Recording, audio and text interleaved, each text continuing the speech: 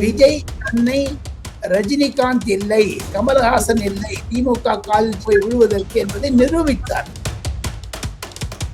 விஜய் அவர்களை எப்படியெல்லாம் துன்புறுத்த முடியுமோ, இன்னல்களுக்கு ஆக்காடும் போது ஆங்கிலத்தை சொல்வார்கள் கிரஷ் பண்ற மாதிரி எடுக்கணும்னு பார்த்தாங்க. திமுகக்கு வந்து கண்டிப்பா விஜய் அவர்கள் மேல வந்துட்டு ஒரு பயம் இருக்கு. மு.க. ஸ்டாலினுக்கும் தமிழ் வெற்றி கழகத்திற்கும் சண்டை இருந்தாலும் நேரடி போட்டி, ஐபால் டு ஐபால் என்று சொல்வார்களே, அதற்கு உதயநிதிக்கும் விஜய்க்கும் தான் சண்டை. செந்தில் பாலாஜி மீது சிபிஐ என்கொயரி போட்டுட்டாங்க சென்னை ஹைகோர்ட். கண்டிப்பாக மாட்டிக்கிட்டு சட்டத்திலிருந்து யாரும் தப்ப முடியாது. 23ஆம் காலையில 2 மணிக்கு எல்லா ஊர்லயும் பஸ் ஸ்டாண்டும் நிறுத்திட்டாங்க. கிட்டத்தட்ட 1 கோடி பேர் இளைஞர்கள் ஓட்டு போட முடியாத போது சிலதெல்லாம் 5 மணி 6 மணிக்கு வந்து போட்டாங்க. திமுக செய்த சதி. ராகுல் காந்திக்கு விஜயுடன் கூட்டு சேர வேண்டும் என்று மனதில் எண்ணம் பட்டது. அதை தகைத்தெழுந்தவர் ப. சிதம்பரமும் மு.க. ஸ்டாலினும். விஜய்க்கு காங்கிரஸ் மூலமாக வந்த வரவேற்பை அவர் எடுத்துக்கொள்ள தயாராக இருந்தார். அதை பொது வழியிலும் விஜய் பேசியிருக்கிறார். உண்மையான காங்கிரஸ்காரெல்லாம் என்னோட இருக்கான்னு சொல்லியிருக்காரு. ஞாபகம் இருக்குன்னு நினைக்கிறேன் உங்களுக்கு. சிட்டி பாக்ஸ் நேயர்கள் இந்த கருத்தை, நான் சொல்றதுடைய கருத்தை காமெண்ட் செக்ஷன் தயவுசெய்து பதிவிட ஆசைப்படுகிறேன். ஏன் ராகுல் காந்தி ஸ்டாலினும் ஒன்னா மேடையில் வரலாமா? எதுக்காக வரல? காரணம் திமுக மீது அவர்களுக்கு இருக்கக்கூடிய வெறுப்பு. உங்கள் சத்யாவில் குளு குளு ஏசி ஆஃபர். இந்த அக்ஷய திருதியை பிரின்ஸ் ஜுவல்லரியுடன் கொண்டாடுங்கள். உங்கள் வளங்களை இரட்டிப்பாக்குங்கள். GT Holidays, South India's #1 travel brand. வணக்கம் சார். நமஸ்காரம்மா. நமஸ்காரம் உமா. நமஸ்காரம். எப்படி இருக்கீங்க சார்? ஓ எஸ் ஃபைன், ஜோரா இருக்கேன். அண்ட் வந்து தமிழக தேர்தல் வந்துட்டு முடிஞ்ச இந்த கொஞ்ச நாட்கள்ல வந்து பாத்தீங்கன்னா இன்னுமே வந்து எவ்வளவு பேர் வாக்காளர் எண்ணிக்கை வந்துட்டு எந்த அளவுக்கு வந்திருக்கு, ஆண்கள் எவ்வளோ, பெண்கள் எவ்வளோ அப்படிங்கிற அந்த ஒரு பட்டியலை வந்து இன்னும் தேர்தல் ஆணையம் வந்து ஆக்கப்பூர்வமா வந்து வெளியிடலையால சார். சோ அதுக்கு என்ன காரணம் நினைக்கிறீங்க சார்? இது டிலே ஒன்றும் கிடையாது. ஒவ்வொரு வாக்குச்சாவடியிலிருந்தும் அங்கிருந்து இருக்கக்கூடிய ரிட்டர்னிங் ஆபீசரும் சரி, அங்க இருக்கக்கூடிய போல் பூத் ஏஜென்ட்டும் சரி, ஒரு ஃபாரம் 17A ஒன்று இருக்குது. அதுல கையெழுத்து போட்டு தான் அனுப்பணும். அதை அப்லோட் பண்ணிடுவாங்க. டோட்டல் பண்ணி போறதுக்கு ஒரு 2-3 நாள் ஆகும். பட் இன்றைக்கு சாயங்காலமும் நாளை காத்தாலே வந்துடும் தான் நான் கேள்விப்பட்டேன். அது தமிழக சீஃப் எலக்ட்ரல் ஆஃபீஸர் அர்ச்சனா பட்நாயக்கினுடைய பார்வையில் இருக்கிறது. கண்டிப்பாக இன்று மாலை நாளைக்குள்ள வந்துடும். இது வந்து டெக்னிக்கல் ஒன்றும் பெருசு யாருன்னா பண்ணிக்கலாம் எடுத்து. பட் இதுல ஒன்றும் தாமதமாகிறதுக்கு காலதாமதமாகிறதுக்கு அந்தந்த ஊர்ல இருந்து வரணும். அதுதான் எல்லாத்த விட உங்களுக்கு வந்து அப்ளிகேஷன்லயே போயிட்டு பாத்தீங்கன்னா எல்லாமே தெரிஞ்சிடும். அதுல செந்தில் பாலாஜி அவர்களுடைய டிரான்ஸ்ஃபார்மர் கொள்முதல் அந்த ஒரு கேஸ் இருக்கு இல்லையா சார், அது வந்துட்டு இப்ப பாத்தீங்கன்னா அது வந்து கவர்மெண்ட்டுக்கு வந்துட்டு ஒரு 397 கோடி வந்துட்டு ஒரு கடனாக வந்து மாறி இருக்கு. ஸோ அந்த கேஸ் வந்துட்டு இப்போ சிபிஐக்கு வந்து மாற்றம் ஆயிருக்கு சார். அந்த ஒரு திடீர் மாற்றத்துக்கு என்ன காரணம் நினைக்கிறேன்? இது மாற்றத்துக்கு இல்லை. ஸோ கோர்ட்ல அறப்போர் இயக்கம் கோர்ட்டுக்கு போனாங்க. கோர்ட்டுக்கு போயிட்டு அதை they are going to have some detailed enquiry கேட்டாங்க. தமிழ்நாடு போலீஸ் மீது நம்பிக்கை இல்லை. செந்தில் பாலாஜி மீது இருக்கக்கூடிய அந்த கேஸ் வந்து பல நாட்களாக இழுத்து கொண்டு வருகிறது. அதனால்தான் சென்னையில் இருக்க ஹைகோர்ட் சுவமோட்டோ அவனே சொல்லியிருக்காங்க. அப்படிதான் நான் கேள்விப்பட்டேன். அதை நான் ஊடகங்களை பார்த்தேன். பிளஸ் அங்கே வழக்கறிஞர்கிட்ட பேசினேன். எனக்கு கிடைக்கக்கூடிய தகவல், செந்தில் பாலாஜி மீது சிபிஐ என்கொயரி போட்டுட்டாங்க சென்னை ஹைகோர்ட். அண்ட் வந்து ஐ பெரியசாமி அவர்கள் மேல இருந்த இடி வழக்கையும் வந்துட்டு ரத்து பண்ணியிருக்காங்க சார். அந்த விஷயத்தை எப்படி பாக்குறீங்க சார்? இது டெக்னிக்கல் டீடைல்ஸ்ல அப்படி பார்க்க போனீங்கன்னா ஒவ்வொரு வழக்கறிஞர்களுக்கும் ஒவ்வொரு சார்ட்டர்ட் அக்கௌண்ட் எப்படி தன்னுடைய கிளையண்ட்டை பாதுகாக்கிறது, தப்பிக்க வைக்கிறது தான் யோசனை பண்ணுவாங்க. அந்த ஐ பெரியசாமியுடைய வழக்கையும் நான் பார்த்தேன். எது எப்படி சுப்ரீம் கோர்ட்ல வந்து என்ஃபோர்ஸ்மெண்ட் டைரக்டர் திருப்பி கேஸ் போட போவதான் நான் கேள்விப்பட்டேன். அதில் ஐ பெரியசாமி மாட்டிக்கொள்வார். கண்டிப்பாக சட்டத்திலிருந்து யாரும் தப்ப முடியாது. சில சேனல்ஸ் வந்துட்டு அவங்களோட கருத்து கணிப்பு மூலமா சொல்றது என்னன்னா, திமுக தான் வந்து இந்த ஆட்சியை வந்து கண்டிப்பா பிடிக்கும், அதாவது வர்ற எலெக்ஷன்ல கண்டிப்பா அவங்க தான் ஜெயிப்பாங்க. ஆனா மக்கள் மத்தியில வந்துட்டு தாவேகா தலைவர் விஜய் அவர்களுக்கு தான் வந்துட்டு சிஎம் ஆகக்கூடிய அந்த ஒரு பொறுப்பு வந்து அதிகமா இருக்கு அப்படின்னு மக்கள் கணிப்புல வந்து சொல்றாங்க சார். அந்த விஷயத்தை எப்படி பாக்குறீங்க சார்? உண்மையான நிலவரம் தான் அது. ஏன்னா இப்போ இன்னைக்கு இருக்கக்கூடிய கிரவுண்ட் ஸ்வெல், நான் வந்து 1967 நான் தேர்தல்களை பார்த்து கொண்டு வருகிறேன். குறிப்பாக ஆங்கில தொலைக்காட்சிகள், நான் டெல்லியில வந்து பல ஆங்கில பத்திரிகைகளுக்கும் ஆங்கில தொலைக்காட்சிகளுக்கும் தேர்தல் சமயத்துல என்ன அனாலிசிஸ் பண்றதுக்கு கூப்பிடுவாங்க. நான் வந்து இட்ஸ் நாட் ஃபர்ஸ்ட் டைம். இந்த முறை 2026 தமிழக தேர்தலிலே ஒரு புது திருப்பு முனையாகத்தான் நான் பார்க்கிறேன். காரணம் என்ன என்று கேட்டாலும் இளைஞர்களே ஒரு புத்துணர்ச்சி வந்திருக்கிறது. இரண்டாவது கட்டமாக விஜய் அவர்களை எப்படியெல்லாம் துன்புறுத்த முடியுமோ, இன்னல்களுக்கு ஆக்காடும் ஆங்கிலத்தை சொல்லுவார்கள் கிரஷ் பண்ற மாதிரி பிசிஜி எடுக்கணும்னு பார்த்தாங்க. முதல்ல கரூர்ல பண்ணி பார்த்தாங்க. கரூர்ல பொலிட்டிக்கலா பண்ணாங்க. அதுல ஒன்னும் கேஸ் இருக்குது, சிபிஐக்கு போட்டாங்க, சுப்ரீம் கோர்ட் போச்சு, ஒன்னும் தெரியல. அதுக்கு அஜய் ரஸ்தோகின்னு ஒரு சுப்ரீம் கோர்ட் ரிட்டையர்ட் ஜட்ஜை போட்டுட்டு எல்லாம் பண்ணாங்க. இப்போ கடைசி பொதுக்கூட்டத்துல கூட விஜய் பேசும் பொழுது செந்தில் பாலாஜி பெயரை குறிப்பிட்டு தான் பேசினார். ஆக மொத்தம் செந்தில் பாலாஜி மேல ஒரு கேள்விக்குறி இருக்குது. ஒண்ணு. ரெண்டாவது, பொருளாதார ரீதியாக ஜனநாயகனுடைய பல ரிலீஸுக்கு எவ்வளவோ தடங்கள் போட்டாங்க. மத்திய அரசு, மாநில அரசு, திமுக, உதயநிதி, ரெட் ஜெயண்ட் எல்லாம் சேர்ந்து அதுல பொருளாதாரத்துல அவன் அடிக்க பார்த்தாங்க. மூன்றாவதாக தன்னுடைய பர்சனல் எமோஷனல் கனெக்ஷன் அவங்க சீண்டி பார்த்தாங்க. சங்கீதா கேஸ் போட்டு அது ஜூன் மாசம் தள்ளி போட்டுட்டாங்க. அதை தவிர இப்ப பாருங்க, என்னைக்கு ஓட்டு டேட் இருந்ததோ 23ஆம் தேதி காலையில 2 மணிக்கு எல்லா ஊர்லயும் பஸ் ஸ்டாண்டு நிறுத்திட்டாங்க. கிட்டத்தட்ட 1 கோடி பேர் இளைஞர்கள் ஓட்டு போட முடியாது போட்டு சில பேர் 5 மணி 6 மணிக்கு போட்டாங்க. இது சதி செய்தது திராவிட முன்னேற்ற கழகம். அதனாலதான் ஒரு அடக்கி அடக்கி அடக்கி அடக்கி பண்ணாங்க. எப்பவுமே பக்கத்துக்கு விஷயம் தான் எம்புதுங்க. அதுல பற்றி பாத்தீங்கன்னா விஜய்க்கு வந்தக்கூடிய இடையூறுகளை எல்லாம் அவர் சமாளித்துக் கொண்டு வந்தார். விஜய் தன்னை ரஜினிகாந்த் இல்லை, கமல்ஹாசன் இல்லை, திமுக காலில் போய் விழுவதற்கு என்பதை நிரூபித்தார். இந்த ஓட்டு பம்ப் வந்ததுக்கு காரணம் அதனாலதான் இளைஞர்கள் எல்லாம் விஜய்க்கு ஓட்டு போட்டிருக்காங்க. சீஃப் மினிஸ்டர் ஆகணும்னு ஆசைப்படுறாங்க. அது 24ஆம் தேதி ஓட்டு போட்டு 23ஆம் தேதி ஓட்டு போட்டாலும் மே 4ஆம் தேதி தான் விஷயம் தெரியும். பொதுமக்களுக்கு வரவேற்பு இருக்கிறது விஜய். நிச்சயமா சார். அண்ட் திமுகக்கு கண்டிப்பா விஜய் அவர்கள் மேல ஒரு பயம் இருக்கு அப்படின்னு எல்லாருமே சொல்லிட்டு இருக்காங்க. சரி, அதனாலதான் அவங்க பஸ் எல்லாமே தடுத்திருக்காங்க. இன்னும் நிறைய நிறைய நிறைய முறையில பாத்தீங்கன்னா விஜய் அவர்களுக்கு பல தடைகள் கொடுக்கறதுக்கு விஜய் அவர்கள் மேல இருக்கிற அந்த ஒரு பயம் தான் காரணம்னு சொல்றாங்க சார். அந்த விஷயத்தை எப்படி பாக்குறீங்க சார்? விஜய் இன்றல்ல நேற்றல்ல அவர் பொது பணியில் பல ஆண்டுகளாக இருக்கிறார். 20-25 வருடம் அவருடைய நற்பணி மன்றங்கள் செயல்பட்டு வருகின்றன.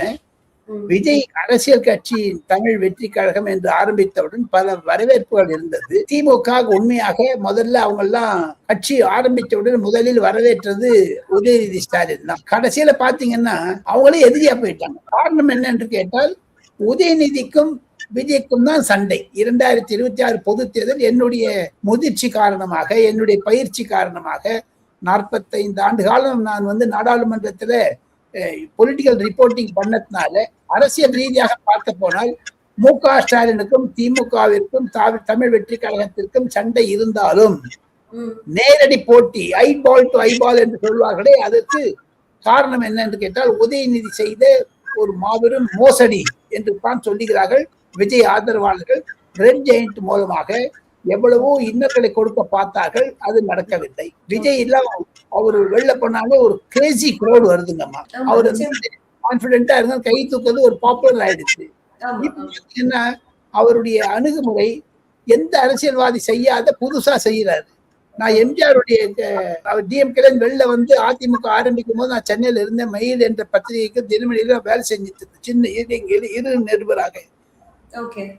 அப்போ நான் எம்ஜிஆர்ல பார்த்துருக்கேன். இந்த மாதிரி எல்லாம் ஓடினது கிடையாது. அப்பெல்லாம் இந்த சோசியல் மீடியா கிடையாது, பேஸ்புக், டிக்டாக்கு. ஆனா அந்த எம்ஜிஆருக்கு இருந்த ஒரு வேகம் இருக்குது பாருங்க. அது இளைஞர்களை தவிர நடுத்தர அரசியல்வாதிகள் இருந்தது. ஆனா விஜய்க்கு இருக்கிறது யங்ஸ்டர்ஸ், எஸ்பெஷலி விமன் ஓட்டர்ஸ். அது நிறைய இருக்கிறதுனால திமுக பார்த்து பயப்படுது. அதை கண்டிப்பாக விஜய் அவர்கள் சரியாக கொண்டு இன்னைக்கு திருத்து போயிட்டு வந்தாரு. சாரி, இன்னைக்கு சிறுடி வந்திருக்காரு. ஸோ இதெல்லாம் பாத்தீங்கன்னா அவருடைய சில மாற்றங்களை நான் பார்க்கிறேன். அரசியல் ரீதியாக அவருக்கு பல வரவேற்புகள் இருக்கின்றன. தேர்தல் முடிவுக்கு பிறகுதான் அவருடைய ஒரு உத்வேகம், அவருடைய எனர்ஜி எல்லாம் ஃபாஸ்ட் ட்ராக்ல போகும்னு நினைக்கிறேன். அண்ட் விஜய் அவர்களோட இந்த தொடர் ஆன்மீக பயணம், அதாவது அவங்க ஒவ்வொரு கோவிலுக்கா போயிட்டு வர்றதுக்குமே மக்கள் இன்னும் அவர் கோவில் கோவிலா போறதெல்லாம் ஷூட்டுக்கு ஒரு லொகேஷன் தேடுறதுக்கு தான் போவாரு அப்படின்னு சொல்லிட்டு நம்ம தமிழிசை சொல்லியிருக்காங்க சார். அதாவது 4ஆம் தேதி வரைக்குமே அவர் எவ்வளவு வேணாலும் நாடகம் ஆடுறது அவர் நாடகம் ஆடிக்கட்டும், சின்ன குழந்தைங்களெல்லாம் வந்து இன்ஃப்ளூயன்ஸ் பண்ணி வந்து இப்படி ஒரு விஷயத்த கொண்டு வரணும்னு எந்த அவசியமும் இல்லையே அப்படின்னு சொல்லி தமிழிசை ஒரு கேள்வி வச்சிருக்காங்க. தமிழிசை அம்மா சொன்னது உண்மை. அவங்களுடைய பார்வையில சொல்றாங்க, அதுக்கு மரியாதை கொடுக்கணும். யார் எந்த கருத்து தெரிவித்தாலும் அது அரசியல் கருத்தாகத்தான் இருக்கும். ஷூட்டிங் லொகேஷன் போறது அதெல்லாம் சொன்னா அது வந்து ஒரு கொச்சைப்படுத்துவது மாதிரி தான் இருக்கும். அவர் ஒரு அரசியல்வாதி ஆகிவிட்டார். அவருக்கு என்று ஆயிரக்கணக்கான லட்சக்கணக்கான நேயர்கள் இருக்கிறார்கள், ஃபேன்ஸ் கிளப் எல்லாம் இருக்கிறத பார்த்தா தமிழிசை அம்மையா சொல்லுவது ஒரு விதத்திற்கு எதிராகத்தான் நான் இருக்கிறேன். அவர் சொல்லுவது தவறு என்று தான் நான் கருத்து போட முடியும். ஆனா இந்த ஒரு திடீர் ஆன்மீக பயணத்துக்கு என்ன காரணமா இருக்கும்னு நினைக்கிறீங்க சார்? தன்னை வந்து இஸ்லாமுக்கும் கிறிஸ்தவர்களுக்கும் ஓட்டு சேர்க்கறது தான் இருக்காரு. கிறிஸ்டியன் மிஷன் என்ன பண்ண ஓட்டு பதிவாகிவிட்டது, இனிமேல் எல்லாம் பண்ணலாமே. அதை தவிர விஜயனுடைய கன்சிஸ்டன்சி பாலிசி பாத்தீங்கன்னா தன்னுடைய கொள்கையை ஆரம்பிக்கும் பொழுதே சொல்லிவிட்டார், நான் ஈவி ராமசுவாமி நாயக்கரை பாராட்டுகிறேன், அவருடைய கொள்கையை தெரிந்து கொள்கிறேன், அவருடைய கொள்கை தான் என்னுடைய கொள்கை, ஆனால் கடவுள் இருக்கிறார் என்று சொல்லுவேன், கடவுள் இல்லை என்று சொல்ல மாட்டேன். அன்னைக்கு கிளாரிஃபை பண்ணிட்டார். அதை தவிர தமிழ் கடவுள் முருகன் முருகன் இவர் வந்து வைணவ கோவிலுக்கோ சைவ கோவிலுக்கோ இனிமேல் போக ஆரம்பிப்பார். தீபாவளிக்கும் கிருத்திகைக்கும் பிள்ளையார் சதுர்த்திக்கும் ஒரு வாழ்த்து சொல்வது என்ற ஒரு கடமையை வைத்திருக்கிறார் விஜய். அது ஸ்டாலின் பண்றது கிடையாது. ஏன்னா திராவிட கழகம் ஓட்டு போயிடும்னு பயப்படுறாங்க, சிறுபான்மையினர் ஓட்டு போயிடும். ஸோ அந்த விஷயத்தை பார்த்தீங்கன்னா விஜயினுடைய முயற்சிகள் வரவேற்கத்தக்கத்தான் நான் பார்க்கிறேன். ஆனா இப்ப வந்து பாத்தீங்கன்னா இப்ப முதலமைச்சர் ஸ்டாலின் அவர்கள் வந்து கொடைக்கானல் போயிட்டு வராங்க, ஊட்டி போயிட்டு வராங்க, அவங்களோட அமைச்சர்கள் எல்லாருமே ஒவ்வொரு இடத்துக்கு போயிட்டு வந்துட்டு தான் இருக்காங்க சார். அவங்க போறது எல்லாமே ஒரு பேசும் பொருளா பார்க்காத பட்சத்துல விஜய் அவர்கள் தனிப்பட்ட முறையில ஒரு கோவில் போறாங்க, இல்ல வேற ஏதாவது ஒரு ஈவெண்ட் போறாங்கன்னா அதை இவ்வளவு பெருசாக்க வேண்டிய ஒரு அவசியம் என்ன இருக்கு சார்? அது புதிதாக வந்தவர்கள் எது செய்தாலும் புதியதாக. இப்ப வீட்டுல ஒரு குழந்தை போகுதுன்னா அது நடந்ததுன்னா அதெல்லாம் போட்டோ எடுத்து வச்சுப்பாங்க. அவங்க வீட்டுல அது அம்மான்னு சொல்லிதான் உடனே ஒரு அவங்க பூட்டுக்கெல்லாம் போட்டு சொல்லி போடும், அம்மான்னு சொல்லி ஒரு ஆசை தானே. அது புதியதாக ஒரு ஒரு ஒரு நுழைவில் விஜயனுடைய முயற்சிகளை எல்லாம் பாராட்டுகிறார்கள். இவர் ஸ்டாலின் வந்து வயதானவர் என்று சொன்னாலும் முதிர்ந்த அரசியல்வாதி. அவருக்கு இருக்க இப்ப ஊட்டிக்கு போனாருன்னா இப்ப ஒரு கம்பேரிசன் பாருங்க, அவர் ஊட்டியில போய் ஓய்வு எடுத்துக்கிறாரு. விஜய் வந்து ஆன்மீக சுற்றுப்பயணம் கிளம்புறாரு, இளைஞர் வயது, அவருக்கு வயது அதிகமாகி விட்டது மு.க. ஸ்டாலினுக்கு. ஆக மொத்தம் விஜய் செய்வதற்கு ஒரு பாராட்டுதல் கூடிய ஒரு காரணம் என்ன என்று கேட்டால் பொதுமக்களுடைய ஒரு எண்ணங்களை அவர் பிரதிபலிக்கிறார். ஹிந்து ஓட்ஸ் எல்லாம் விட்டுக்கூடாதுன்னு நினைக்கிறார். இந்த ஒரு சில இன்டர்பிரேஷனும் இருக்குது. அது வந்து செங்கோட்டையன் அவர்கள், அதாவது செங்கோட்டையன் என்ன சொல்லியிருக்காங்கன்னா May 4th வந்துட்டு விசிலோட ஒரு புரட்சியா வந்து கண்டிப்பா தமிழகம் முழுக்க அந்த விசில் சத்தம் ஒலிக்கும் அப்படின்னு வந்து சொல்லியிருக்காங்க சார். அந்த விஷயத்துக்கு நீங்க என்ன சொல்லணும்னு நினைக்கிறீங்க? சிட்டி ஃபாக்ஸ் நேயர்களுக்கு உமாமூலமாக சொல்லிக் கொள்வது என்றால், டெல்லியிலிருந்து நான் எப்படி விசிலை பார்க்கிறேன் என்றால், நான் பார்ப்பதற்கு முன்னதாக நான் கேள்விப்பட்ட நான் தெரிந்து கொண்ட சில செய்திகளை சிட்டி ஃபாக்ஸ் நேயர்களுக்கு சொல்ல ஆசைப்படுகிறேன். ராகுல் காந்தி விஜய் மீது நம்பிக்கை வைத்திருக்கிறார். ராகுல் காந்திக்கு விஜயுடன் கூட்டு சேர வேண்டும் என்ற மனதில் எண்ணம் பட்டது. அதை தகைத்தெழுந்தவர் ப. சிதம்பரமும் மு.க. ஸ்டாலினும். விஜயை 2 முறை தொலைபேசியில் பிரவீன் சக்கரவர்த்தி மூலமாக பேசியதை தவிர மாணிக் தாக்கூர், ஜோதிமணி போன்ற எம்பிக்கள் மூலமாகவும் தொடர்பில் இருந்திருக்கிறார்கள். ராகுல் காந்திக்கும் விஜய்க்கும் நடுவே பல பேச்சுவார்த்தைகள் ஆரம்பித்தது. ராகுல் காந்தி நினைத்தால் திமுகவை டம்ப் பண்ணிட்டு விட்டுட்டு தாவேகாவுடன் போக வேண்டும் என்று. ஆனால் ப. சிதம்பரமும் ஸ்டாலினும் சோனியா காந்தி அழைக்கு பேசி டெலிகான்ஃபரன்ஸ்ல பேசிட்டு வீடியோ கான்ஃபரன்ஸ்ல பேசிட்டு அந்த கூட்டணி உறுதி செய்தார்கள். ஆனால் விஜய்க்கு காங்கிரஸ் மூலமாக வந்த வரவேற்பை அவர் எடுத்துக்கொள்ள தயாராக இருந்தார். அதை பொது வழியிலும் விஜய் பேசியிருக்கிறார். உண்மையான காங்கிரஸ்காரெல்லாம் என்னோட இருக்கான்னு சொல்லியிருக்காரு, ஞாபகம் இருக்குன்னு நினைக்கிறேன் உங்களுக்கு. இது எதிர்காரணம் என்ன என்று கேட்டால், ராகுல் காந்திக்கும் விஜய்க்கும் நல்ல ஒரு வரவேற்பு இருக்கிறது பொதுமக்களிடையே. இது ராகுல் காந்திக்கும் விஜய்க்கும் 2029 லோக்சபா தேர்தலில் திமுகவை தனியாக விட்டுவிட்டு Congress, MDMK, DMDK, CBI, CPM இதெல்லாம் ஒரு விசிகே எல்லாருமே விஜயோட காங்கிரஸோட போயிடுவாங்க தான் எல்லாருமே சொல்லிட்டு இருக்காங்கம்மா டெல்லியில. ஆனா இதுக்கு ஒரு முக்கிய காரணமா திமுகவா தான் இருந்திருப்பாங்கன்னு நினைக்கிறீங்களா சார்? அதாவது இந்த கூட்டணி நடக்காம இருக்கிறதுக்கு ஒரு காரணமா திமுக இருந்திருக்கும் நினைக்கிறீங்க? திமுக செய்த சதி. திமுக வேண்டும் என்றே ராஜ்யசபாவிற்கு ஒரு கிறிஸ்டோபர் கிவக் என்பவருக்கு காங்கிரஸ் கொடுத்துட்டு சூழ்ச்சி செய்தார் மு.க. ஸ்டாலின். அதுலதான் திமுகவிற்கும் காங்கிரசுக்கும் ஒரு பிளவு வந்தது. ஒன்னே ஒண்ணு கேட்கிறேன், சிட்டி ஃபாக்ஸ் நேயர்கள் இந்த கருத்தை நான் சொல்றதுடைய கருத்தை காமெண்ட் செக்ஷன் தயவு செய்து பதிவிட ஆசைப்படுகிறேன். ஏன் ராகுல் காந்தி ஸ்டாலினும் ஒன்னா மேடையில வரலாமா? எதுக்காக வரல அவரு? ஏன் பிரியங்கா காந்தி வரல? ஏன் சோனியா காந்தி வரல? காரணம் திமுக மீது அவர்களுக்கு இருக்கக்கூடிய வெறுப்பு. நான் டெல்லியிலிருந்து பேசுவதனால் டெல்லி நாடாளுமன்றத்தில் கட்டடத்திற்குள்ளேயே திமுக எம்பிக்கள் காங்கிரஸ்காரனை பார்த்தா பேசுதே கிடையாதுமா, கண்டுக்காத போறாங்க. ஒரு காலத்துல அவங்க ஒற்றுமையாக இருந்தார்கள். ஆக மொத்தம் காங்கிரஸ் தாவேக்காவுடைய வரவேற்பை கூட்டணியை முறியடித்தது திராவிட முன்னேற்ற கழகம் தான். உங்கள் சத்யாவில் குளு குளு ஏசி ஆஃபர். இந்த அக்ஷய திருத்தியை பிரின்ஸ் ஜுவல்லரியுடன் கொண்டாடுங்கள். உங்கள் வளங்களை இரட்டிப்பாக்குங்கள். GT Holidays, South India's #1 travel brand.